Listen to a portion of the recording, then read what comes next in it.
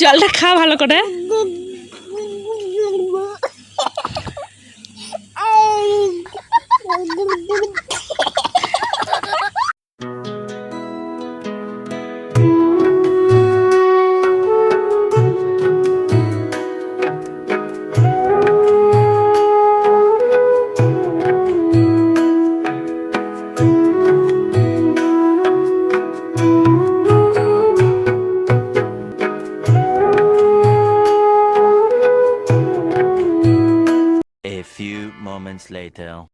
এখন বাজে সকাল ৮টা, আর এখন একটুখানি আমরা রাস্তায় বেরিয়েছিলাম পাপাকে নিয়ে।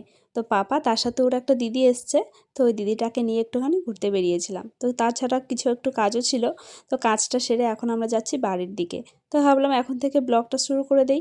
তো দুদিন থেকে তো ঠিকঠাকভাবে আমি ভিডিও আপলোড করতেই পারছিলাম না, কারণ প্রচণ্ড পরিমাণে মন খারাপ। তো কেন মন খারাপ অবশ্যই কিন্তু এই ব্লগের মাধ্যমে আপনাদেরকে জানাবো। A few moments later. Hello everyone, welcome back to my channel. আরও একটা নতুন ব্লগে আপনাদেরকে জানাই স্বাগত। তো একটুখানি হাঁটতে বেরিয়েছিলাম এই দুজনকে নিয়ে, পাপা আর এটা হলো একটা ভাগ্নি। তো কালকে এসছে, আজকে আবার চলে যাবে বাড়িতে। তো এখন আমি দেবো ঠাকুর পুজো, এখনও পুজো দেওয়া হয়নি। তো দেখাই আজকে কত পদ্ম ফুল পেয়েছে। তো আজকে 3টে পদ্ম ফুল পেয়েছে। তো পদ্ম ফুল মোটামুটি আমাদের অনেকগুলো করেই হয়, যেহেতু আমাদের বাড়িতে মেম্বার বেশি। তো 4টে ঘরে পুজো দেওয়া হয়, ভাগে 3টে করেই পড়েছে। তো যাই হোক, এখন পুজো দিয়ে নেই। তো তারপর আবার পুজো সেরে চলে এলাম আমি রান্নাঘরে। আর রান্নাঘরে এসেই দেখি মা কতগুলো শাক নিয়ে এসছে। আর আজকের বাজারটা আমার শাশুড়ি মাই করে নিয়ে এসেছে। তো এগুলো হচ্ছে সর্ষের শাক, আর সর্ষের শাকগুলো অনেকটাই বড় বড় ছিল, কিন্তু দেখে বেশ লোভনীয় লাগছিল। বহুদিন ধরে এই সর্ষের শাক খাওয়া হয় না, তো এই বছরে প্রথম এই সর্ষের শাক নিয়ে এসেছে। তাই ভাবলাম যে আজকেই শাকটা রেঁধে ফেলি। আর শাক বেশি দিন রাখলে পরে পচে যায়। তো দেরি না করে বসে পড়লাম এই শাকগুলোকে বানাতে। তো তার সাথে আরও অনেকগুলো সবজি বাজার নিয়ে এসেছে। গ্রীষ্মকালের থেকে শীতকালের শাক সবজিগুলো যেমন দেখতে সুন্দর, তেমন খেতেও কিন্তু দুর্দান্ত হয়। আর শীতকালের শাক সবজিগুলো আমার বাবার বাড়িতে অনেক রকমের শাক সবজি লাগায়, আর দেখে না সত্যি ভীষণ ভালো লাগে।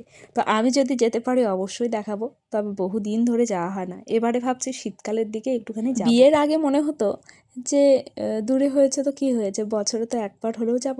কিন্তু কি বলুন তো, পরিস্থিতির কারণে না কোথাও আর যাওয়া হয়ে ওঠে না। তো প্রায় আমার অনেক দিন হয়ে গেল বাপের বাড়িতে জানে, 1 বছর পার হয়ে গেল।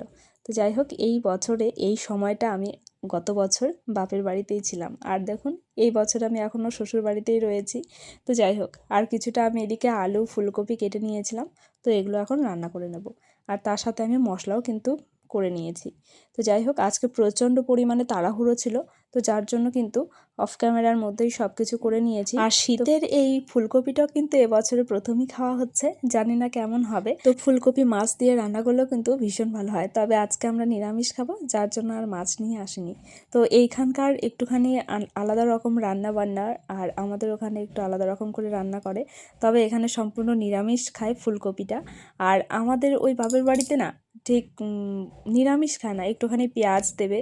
তো পেঁয়াজ দিলে পরে একটু আলাদা রকম ফ্লেভার বেরোয়। তো যাই হোক, আজকে আমি ধনে পাতা দিয়ে এই ফুলকপিটা রান্না করেছিলাম। তো রান্না করা মোটামুটি হয়ে গেল ফুলকপি, তারপর আমি এই শাকটা চাপিয়ে দিয়েছি। আর এই শাকটা আমি একটুখানি লবণ দিয়ে একটুখানি মেখে নিয়েছিলাম, যাতে এই তিতকুটে ভাবটা চলে যায়। কিন্তু কি কপাল, এত তিতকুটে লাগছিল, একদমই খেতে পারিনি। আর যার জন্য মাকে বলেছিলাম, তুমি আর সর্ষের শাক নিয়ে এসো না, তুমি পেলে অন্য শাক নিয়ে এসো। শাকটা দেখে এতটাই লোভনীয় লাগছিল, সে আর কি বলবো। তবে রান্নার পরে একদমই বাজে লাগছিল। তো যাই হোক, রান্না চাপিয়ে দিয়ে এদিকে চলে এলাম। এই যে কত সবজি বাজার নিয়ে এসছে মা, মিষ্টি কুমড়ো, পেঁপে, বেগুন, পটল, পুঁই শাক, ঝিঙে, বেগুন, টমেটো, তার সাথে ওল। তো এতগুলো বাজার মা একাই করে নিয়ে আর এখন যেহেতু প্রথম প্রথম শীতের সবজিগুলো উঠছে, যার জন্য প্রচণ্ড পরিমাণে দাম। এই বেগুনটা নিয়েছে 30 টাকা। তো একটা বেগুন যদি 30 টাকা হয়, তাহলে আমরা কি কিনে খাবো বলুন তো। তো যাই হোক, এদিকে মূলো, পটল যেগুলো ছিল মানে সবজিগুলো, সেগুলোকে আমি একটা প্লাস্টিকের মধ্যে ভরেই রেখে দেবো। আর ফ্রিজে খুব একটা জায়গা নেই, যার জন্য আর আলাদা করে প্যাকেট করলাম না। আর সবই একটু একটু করে নিয়ে এসছে, যার জন্য একটার মধ্যেই রেখে দিচ্ছি। আর এইদিকে দেখো লঙ্কাটা এত বড় ছিল, সে আর কি বলবো। আর টমেটোগুলো দেখে তো আমার বেশ ভালো লাগছিলো, তবে টমেটো যা যা ছিল সবগুলো একটু প্যাকেটে। আর এই সবজিগুলো প্যাকেটে রাখার একটাই কারণ, ফ্রিজে যদি এমনি রাখা হয় তাহলে সবগুলো একদম শুকিয়ে যায়। তো যার জন্য একটুখানি প্যাকেটে রাখলে পরে সবজিগুলো একদম তাজা থাকবে। তো যাই হোক, ওলটাকে আর রাখছি না, তবে ওলটা বাইরেই রেখে দেবো, একটু শুকিয়ে গেলে পরে খাবো। তবে যাদের জমি রয়েছে তারা অনেকে ভাবে যে আমরা সবজির দাম পাই না। যখন আমরা কিনতে চাই তখন মনে হয় প্রচুর দাম, একটা জমি থাকলে মনে হয় খুব ভালো হতো যে সব সবজি জমিতে লাগিয়ে রাখতাম, কিন্তু আমাদেরও জায়গা রয়েছে তবে লাগানো হয় না। গত বছর 2টো বেগুনের চারা নিয়ে এসে লাগিয়েছিলাম, 2টো বেগুন আর 2টো লঙ্কা। লঙ্কা তো একটাও ধরেনি, তবে একটা বেগুন গাছে অনেকগুলো ফলন এসেছিল। তো আমরা মোটামুটি 4-5টা খেয়েছিলাম, আর বাকিগুলো সব হনুমানে খেয়ে নিয়েছে, যার জন্য আর লাগাতে ইচ্ছা করে না। তো যাই হোক, আমার মোটামুটি সবজিগুলো গোছগাছ করে নেওয়া হয়ে গেল। তারপর বিকেলবেলা একটুখানি রাস্তায় বেরিয়েছিলাম, আর এই যে গাড়িটা দেখছেন, এই গাড়িটা 2 দিনের মধ্যে আমাদের বিক্রি হয়েছে, যার জন্য আমার মনটা ভীষণ খারাপ, আর যার জন্য আমি 2 দিন ধরে ভিডিও কোনো আপলোড করিনি বা কোনো ভিডিও করিনি। তবে জানি না আমাদের এই সময়টা এত খারাপ যাচ্ছে কেন। এই গাড়িটা 2 দিনের পরে বিক্রি হয়ে যাবে, এত কান্না করেছি সে আর কি বলবো। আর এই গাড়িটা আমার কর্তামশাই একটা সোনার চেন বিক্রি করে এই গাড়িটা কিনে দিয়েছিল, নিজের শখের একটা জিনিস বিক্রি করে বাবাকে গাড়ি কিনে। আর সেই গাড়িটাও যদি না থাকে তাহলে কেমন লাগবে বলুন তো আপনারা। তো যাই হোক, ওর বাবারও ভীষণ কষ্ট। তবে জানি না এই খারাপ পরিস্থিতিটা আমরা কবে পার করব বা কবে আমাদের ভালো সময় আসবে, তো সেই অপেক্ষাই করছি। জানি না আমরা আদৌ ঘুরে দাঁড়াতে পারবো কিনা। আগে আমাদের এই বাড়িতে প্রচুর আনন্দ ছিল, সব কিছুই ছিল, কোনোদিনও কোনো অভাব হয়নি, কেন এখন জানি একটু বেশি অভাব পড়ে গেছে, যার জন্য এই নিজের শখের জিনিসগুলোকে বিক্রি করে দিতে হচ্ছে। তো যাই হোক, আমরা বেরিয়েছিলাম একটুখানি রাস্তায়, পাপা একদমই বাড়িতে থাকতে চাচ্ছিল না। আর ওই যে হাতিটা দেখছেন, ওই হাতিটা রোজই ও দেখতে আসতো একবেলা করে। তো এখন যেহেতু খুব একটা নিয়ে যাওয়া হয় না, তাই আজ অনেক দিন পর একটুখানি ওকে ঘুরতে নিয়ে আসলাম। আর বাইরে ঘুরলে পরেও মনটা ফ্রেশ থাকে। তো যাই হোক, সবসময় যেহেতু আমরা ঘরের মধ্যে, যার জন্য ওরও খুব একটা ভালো লাগে না, তো রাস্তায় বেরোলে পরে খুবই আনন্দ পায়। আর এইদিকে দেখুন, রাস্তার পাশে একটা বাড়ি পেয়েছে, ওখানে গিয়ে বসে পড়েছে, ওখান থেকে আর উঠবে না। আর বাইরে হেঁটে হেঁটে ঘুরতে নিয়ে গেলেই ঠিক এই রকমই করে, এই যে একদমই উঠবে না, এত টানাটানি, যার জন্য আমি খুব একটা ওকে ঘুরতে নিয়ে যাই না। তো আজকে অনেক দিন পর একটুখানি ঘুরতে নিয়ে এসেছিলাম, আর এইদিকে দেখুন রাস্তার মধ্যে কি শুরু করে দিয়েছে। আর লোকের বাড়ির সামনে এরকম দাঁড়িয়ে থাকতে কি আর ভালো লাগে।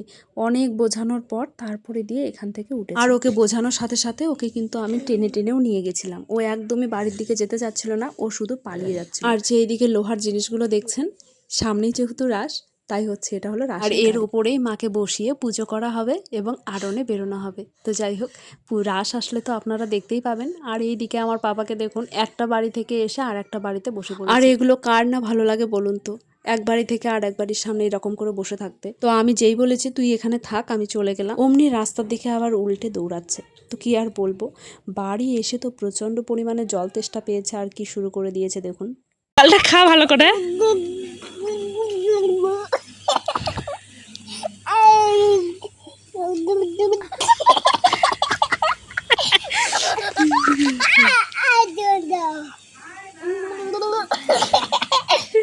দুষ্টুমি করা না।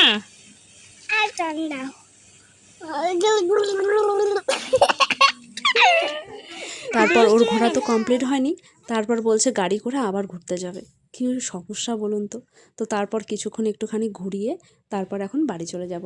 আর এদিকে কুকুরগুলোকে দেখছেন, আমার মা ওখানে ভাত দিচ্ছে, আর মা একবার যে ডেকেছে অমনি সবাই লাইন ধরেছে।